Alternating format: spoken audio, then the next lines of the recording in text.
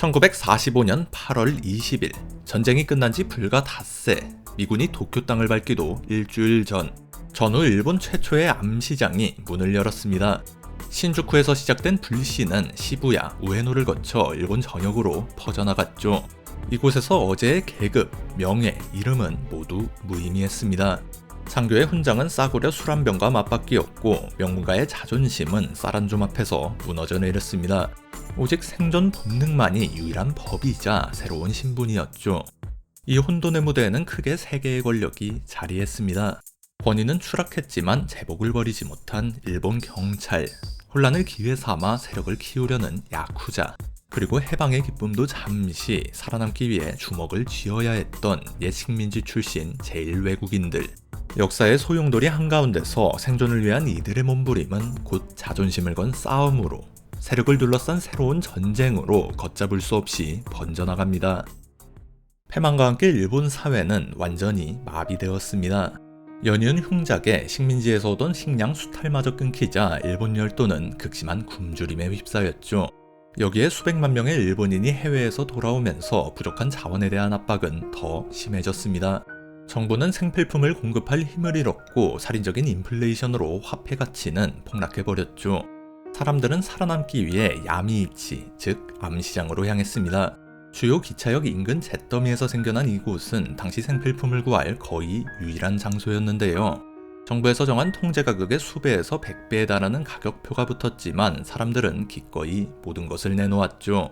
미군 기지에서 나온 잔반 수튜부터 군수품, 온갖 조잡한 수제품과 밀주까지 돈이 될 만한 것이라면 무엇이든 거래되었습니다. 1946년 도쿄에는 약 8만 명의 노점상이 있었다고 합니다. 당시 교사의 월급은 300엔에 불과했지만 암시장 상인은 하루에 50엔까지도 벌 수 있었다고 하는데요. 이런 거대한 이권은 시장 통제권을 둘러싼 피비린내 나는 경쟁을 낳았습니다. 상인, 제대군인, 제1외국인까지 뒤섞인 이곳은 무법지대나 다름없었죠. 경찰의 단속이 있었지만 거대한 시장 규모 앞에서 무력했고 이 권력 공백을 파고든 것은 바로 야쿠자였습니다. 전통 노점상 관리 집단인 데키아는 자신들이 오랫동안 구축해온 거래 네트워크를 활용해 암시장 형성에 재빠르게 관여했고 도박을 주업으로 삼던 바쿠토까지 모두 암시장으로 뛰어들었습니다.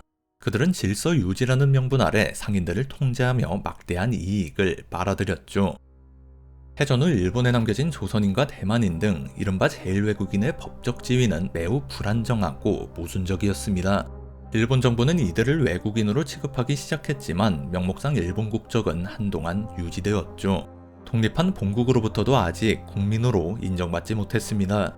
이 혼란은 1945년 11월 연합군 최고사령부의 성명으로 더 증폭됩니다. 조선인과 화교를 가능한 한 해방국민으로 처우한다라고 했지만 필요에 따라 적국민으로 취급할 수 있다라는 단서조항이 붙었습니다. 이 불분명함 속에서 상국후진, 즉 제3국인이라는 기묘한 명칭이 탄생했습니다. 승전국도 패전국도 아닌 어중간한 존재, 처음에는 중립적인 단어였지만 점차 외국인 범죄와 결부되며 일본인들의 분노와 혐오를 담아내는 표현으로 변질되었죠. 극심한 실업과 차별에 내몰린 조선인과 화교들 역시 생계를 위해 암시장으로 몰려들었습니다. 정치학자 타케마의 에이지에 져서 연합군 점령하에 일본에서는 당시 암시장 노동력의 30%를 제1외국인이 차지했다고 기술합니다.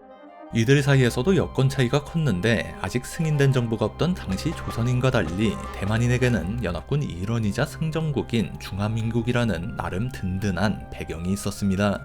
일부 대만인은 전순국 국민지휘를 이용해 특별 배급을 확보했고 암시장에서 막대한 이익을 챙길 수 있었죠. 그들은 대만 동양회 같은 조직을 결성해 세력을 키웠고 이후 더 넓은 화교 연합회와 통합, 특히 시부야 암시장을 중심으로 빠르게 성장했습니다. 암시장에서 기세 등등하게 행동하는 대만 상인과 일본 상인들 사이의 다툼은 필연적이었습니다. 패전 후 무력감에 빠진 일본인의 눈에 그들은 법위에 군림하는 무법자처럼 보였고 그로 인한 차별과 혐오가 깊어질수록 대만인의 반발심 또한 커져만 갔죠. 교통요충지 시부야역 일대는 수백 개 노점이 뒤엉킨 암시장 심장부였습니다. 1946년 봄 암시장을 둘러싼 갈등이 깊어지자 시부야 경찰서장 츠치다 세이가 칼을 빼어듭니다. 그는 휘하 경찰관들에게 명령해 대만인과 화교가 판매하는 통제 물자를 몰수하고 불법 건축물을 철거했습니다. 하지만 대만인들은 물러서지 않았는데요. 철거된 자리에 다시 건물을 올렸고 단속의 칼날이 유독 자신들에게만 향한다며 경찰서로 몰려가 거세게 항의했습니다. 문제는 당시 경찰에겐 이들을 제압할 힘이 없었다는 점입니다. 패전 여파로 사기는 땅에 떨어졌고 성난 외국인들을 상대할 인력과 무기도 턱없이 부족했습니다. 철저한 현실주의자였던 츠치다 서장은 법과 원칙만으로는 아무것도 해결할 수 없다는 것을 이미 깨닫고 있었습니다. 그는 부족한 물리력을 채우기 위해 자국 폭력단 야쿠자와 은밀히 손을 잡기 시작합니다. 츠치다 서장은 야쿠자의 암시장 치안 관리를 사실상 승인했습니다. 경찰과 야쿠자가 함께 시장을 순찰했고 서로 정보 교류도 원활히 이루어졌죠. 실제로 당시 대부분의 암시장 데키야 조직이 소속된 도쿄 노점상 동업조합이라는 단체는 행정기관을 대신하여 노점상들로부터 세금, 전등료, 도로 점용료 등을 징수했습니다. 이렇듯 행정기관이 암시장을 묵인했고 각 조직 세력권도 경찰서의 중재로 확정되었습니다. 야쿠자와 연계된 일본인 점포는 단속에서 제외되었죠.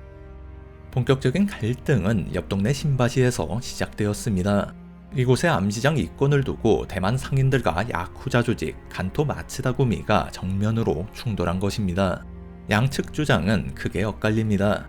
일본 측은 대만 상인들이 무리하게 점포 할당을 요구하다 거절당하자 보복 공격을 해왔다라고 주장했습니다. 반면 대만 측은 정식 토지 임대 계약에 따라 장사하던 중 영업이 날로 번창하자 마츠다구미가 일방적으로 계약을 파기했고 우리는 그에 저항했을 뿐이라고 맞섰습니다. 진실이 무엇이었든 양측의 갈등은 일본도와 총기까지 동원된 유혈 사태로 번졌습니다. 7월 16일과 17일 폭력의 불길은 신바시를 넘어 시부야로 옮겨붙었고 대만 상인과 야쿠자들은 서로의 노점을 파괴하며 싸움을 벌였습니다. 7월 18일 츠치다 서장은 200명의 경관을 투입해 시부야 암시장에서 대대적인 단속을 실시합니다. 이는 주일 중화민국 대표단과도 합의된 일이었으나 단속 과정에서 격렬한 난투극이 벌어져 양측의 부상자가 속출했고 20여 명이 현장에서 체포되었습니다. 중화민국 대표단이 보석을 신청해 체포된 상인들은 풀려났지만 바로 그날 오후 순찰 중이던 경찰관 3명이 대만인 및 화교 집단에 폭행당하는 사건이 터지면서 긴장은 최고조에 달합니다. 곧이어 시부야 경찰서에 한 통의 첩보가 들어옵니다. 분노한 제일대만인들이 마츠다구미 사무소와 시부야 경찰서 습격을 계획하고 있다. 7월 19일 오전 10시경 첩보를 들은 시부야 경찰서장 츠치다 세이는 결단을 내립니다. 뜬 소문일지도 모르지만 만약 사실이라면 연합군 사령부에 의해 총기 소지조차 제한된 경찰만으론 무장한 수백 명의 대만인 부대를 막을 방법이 없었습니다. 점령군에게 보고하는 방법도 있었지만 그 절차가 너무 느리고 불확실한 첩보에 대한 지원을 약속받기도 어려웠습니다. 단순히 패전국 경찰의 자존심 문제였을지도 모르죠. 츠치다는 휘하 형사들을 야쿠자 조직 오치아이 일가로 보내 극비리에 지원을 요청했습니다. 당시 야쿠자들은 미해수된 일본군 무기와 미군 기지에서 유출된 무기로 무장할 수 있었습니다. 츠치다에겐 가장 빠르고 확실하며 통제 가능한 수단이었죠. 오치아 일가의 실질적인 리더는 다카하시 이와타로였습니다. 유복한 집안에서 태어났지만 10대 시절부터 칼부림으로 퇴학당하고 자신의 형님이 모욕당했다는 이유로 상대 조직 간부를 주저없이 찌를 만큼 극단적 폭력성과 과시적인 의리로 똘똘 뭉친 인물이었습니다. 그는 시부야 에비스 암시장 7곳 중 6곳을 관리하는 거물이었고 직접 점포 2곳과 도박장 3곳을 운영했습니다. 대만인과의 갈등은 그에게도 일상이었죠. 오늘 밤 300명 이상의 무장 외국인들이 경찰서를 습격할 것이다 라는 말을 듣고 다카시는 이것이 츠치다 서장의 뜻인지 재차 확인한 뒤 즉시 요청을 수락했습니다. 곧이어 다른 야쿠자 조직 다케다고미와 구렌타이 두목, 만넨 토이치에게도 지원 요청이 전달되었습니다. 전대미문의 경찰, 야쿠자 연합이 결성되는 순간이었죠. 같은 날 오후 무장한 야쿠자 조직원들이 시부야 경찰서로 속속 모여들었습니다. 인근 경찰서 지원병력까지 합세해 경찰 약 400명과 야쿠자 100여 명이 진지를 구축했습니다. 경찰 수뇌부와 야쿠자 두목들은 함께 작전 회의를 열었고 전원 도로변 도랑과 공터에 매복해 대만인들의 습격을 기다렸죠. 첫 충돌은 시부야가 아닌 신바시에서 시작되었습니다. 일본 측 기록에 따르면 100여 명의 무장 대만인 부대가 마츠다구미가 구축한 방어선에 접근했고, 얼마 전 남편을 잃고 조직을 이어받은 보스 마츠다 요시코가 전투기 탑재용 기관총까지 동원해 이들을 맞이했다고 합니다. 경고 사격 후 기관총이 고장나고 대만인 무리가 물러나면서 전면전은 피할 수 있었다고 전해지죠. 이후 신바시에서 물러난 이들을 포함해 대만인 600여 명이 중화민국 대표단 본부 앞에 모여들었습니다. 일본 측은 이를 경찰서 습격을 위한 집결이라 주장했지만, 대만 측은 중화기로 무장한 마츠다구미가 대규모 습격을 준비한다는 소문이 돌았고, 폭력사태 중재와 보호를 대표단에 요청하는 집회였다고 반박합니다. 대만 측 기록에 따르면 대표단 관계자가 직접 나서 두 차례에 걸쳐 해산을 유도했고, 100여 명이 남자 이들을 트럭에 태워 기가시키려 했다고 합니다. 마지막까지 남은 이들인 만큼 과격한 성향의 인원일 가능성이 높죠. 오후 8시 약 100명의 대만인 부대가 지프 1대, 승용차 1대, 트럭 5대에 나눠 타고 시부야역 방향으로 향하고 있음이라는 보고가 경찰서에 들어오자 매복 현장의 공기는 얼어붙었습니다. 얼마 뒤 대만인을 태운 트럭 행렬이 시부야 경찰서 앞에 다다랐습니다. 첫 봉쇄선에서 경찰이 정차를 명령하자 차량 대표가 내려 서장 면담을 요구했습니다. 현장에 나타난 치치다 서장에게 대표는 왜 우리를 괴롭히느냐라고 따졌고, 치치다는 괴롭힐 의도는 없으니 지나가라라고 답했습니다. 당장은 충돌을 피하는 듯 보였으나 극도의 긴장 상황 속에서 트럭 2대가 봉쇄선을 통과하고, 세 번째 트럭이 치치다 서장 바로 앞에 멈춰섰을 때 한 발의 총성이 울려 퍼졌습니다. 일본인과 대만인 중 누가 먼저 총을 쏘았는가? 첫 총성의 진실은 엇갈린 주장 속에 묻혀 있습니다. 경고 사격이었을 수도 단순한 오발이었을 가능성도 있죠. 하지만 그 총성 한 발과 함께 산발적인 총격이 이어졌고, 가장 먼저 쓰러진 사람은 시부야 경찰서의 하가 벤조 순사부장이었습니다. 대기하던 야쿠자 부대 역시 트럭을 향해 일제히 사격하며 본격적인 전투가 시작되었습니다. 다섯 번째 트럭 운전사 판 씨는 머리에 총을 맞고 즉사했고, 운전자를 잃은 트럭은 민가에 충돌한 뒤 전복되어 불길에 휩싸였습니다.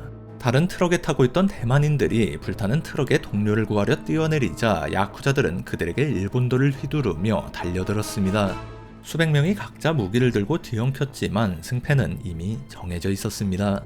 미리 자리를 잡아 엄폐물을 확보하고 수적으로도 우세했던 경찰 야쿠자 연합의 일방적 승리였죠.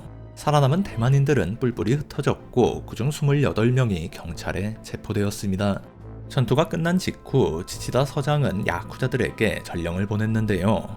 미군 헌병이 오고 있다. 즉시 흩어져라. 이 말에 야쿠자들은 인근 신사부지에 무기를 파묻고 어둠 속으로 사라졌습니다.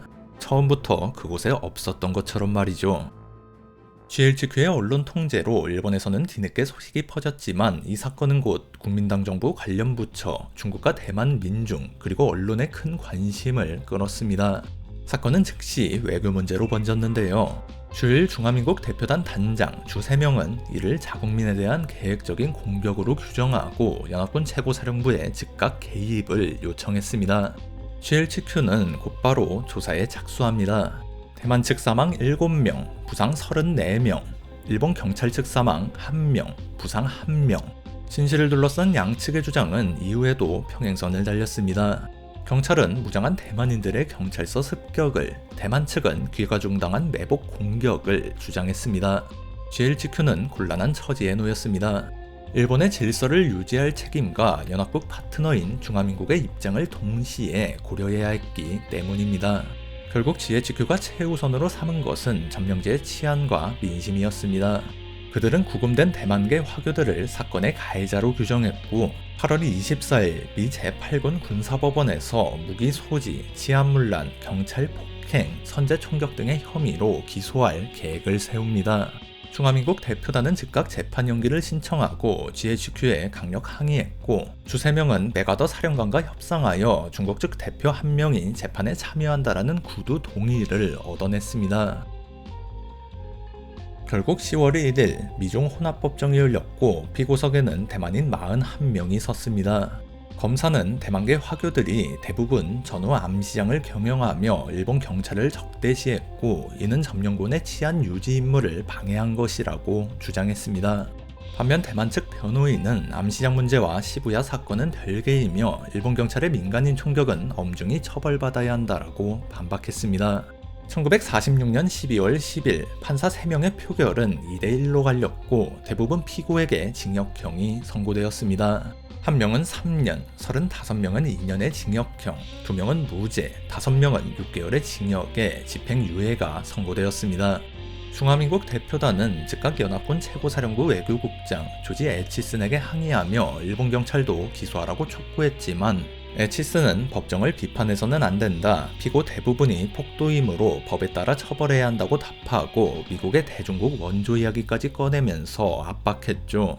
국민정부 외교부 내부에서 대응 방안을 논의했지만 우리 측에 유리한 증거가 너무 적고 전승국 국민이라는 심리로 강경한 태도를 보인 대만계 화교도 비난받을 점이 많다.